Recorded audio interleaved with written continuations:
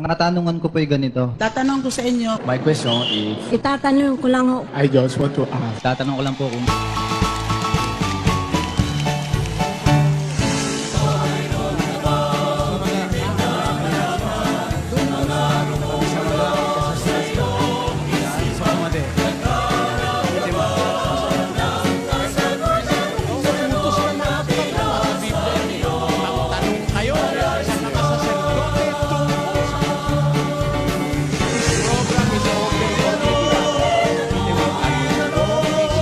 I'm ready.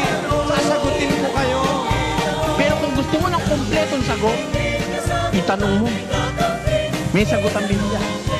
Nakasulat kompleto, walang bawat, walang labis, walang kulang. Kaya ang sabi ng mga apostol, matuto kayo sa amin, huwag hihigit sa bagay na nasusulat.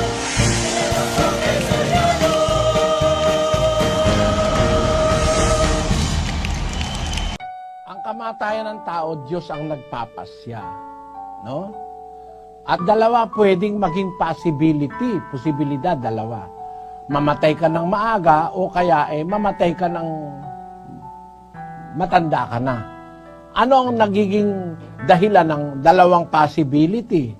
Basahin natin ang 7:17 ng Ecclesiastes. Huwag kang magpakasamang lubha, ni magpakamangmang man.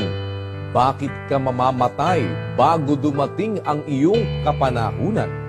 Merong namamatay, wala sa panahon nag-drug addict ba naman 12 anyos Sabi 18, patay na. Bakit? Nagkaroon ng AIDS, nakikipagturok-turukan may mga AIDS pala yung mga ka-drug addict niya, patay na siya.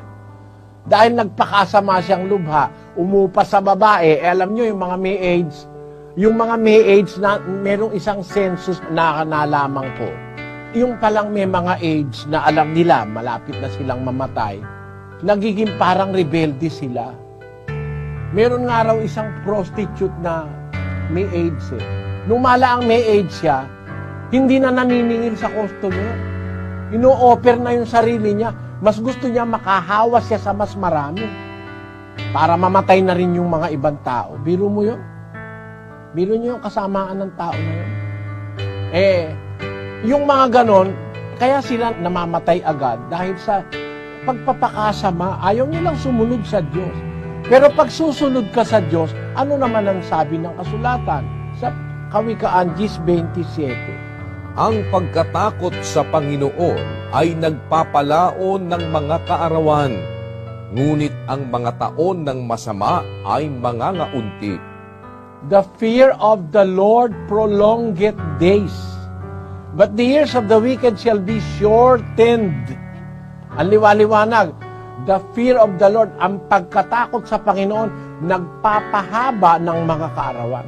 Kung pwede kang dagdagan ng Diyos ng kaarawan pagka may takot ka at sumusunod ka, kapaki-pakinabang ka sa Diyos, pwede ka niyang gamitin sa ama, sa ina mo, sa kapatid mo, sa kapwa mo tao, pwede ka niyang dagdagan ng mga kaarawan.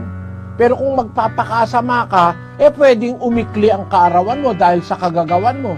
Uminom ka ba naman ng uminom ng alak mula Lunes hanggang Linggo, walang piyesta opisyal sa'yo, sunog yung atay mo, patay ka sa hepatitis B. Sino may gusto ang Diyos? Ikaw. Dahil ayaw naman ng Diyos na ikaw ay maglasing Meron tao nagpapakamatay. Sigarilyo na sigarilyo.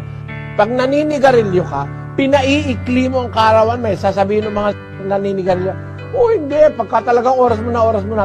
Hindi mo pala alam ang kabutihan ng Diyos Ang kabutihan ng Diyos, kahit na matanda ka na, pagka gusto pa ng Diyos na, ikaw humaba ang buhay mo dahil sumusunod ka sa Kanya, magagawa ng Diyos yun. Ito yung statistics. Sis Luz? Opo, ang sabi po nila, every cigarette you smoke reduces your expected lifespan by 11 minutes. Kung isang kaha ka maghapon, ilang bang stick yung isang kaha? O 20 times 11, ilang minutes yon? 120 minutes, ilang oras yon? Bible expression na yata yun Yung mababawas sa buhay mo, pagka ikaw ay nanigarilyo ng isang kaha. Kung araw-araw 3.6 hours ang babawasin mo sa buhay mo, marami kang ibinabawas na araw. Mathematically speaking, Pero, biblically speaking, pagka ikaw ay may takot sa Diyos, sumusunod ka sa kanyang kalooban, pwede kanyang dagdagan. Kapatid, yun ang sagot sa tanong.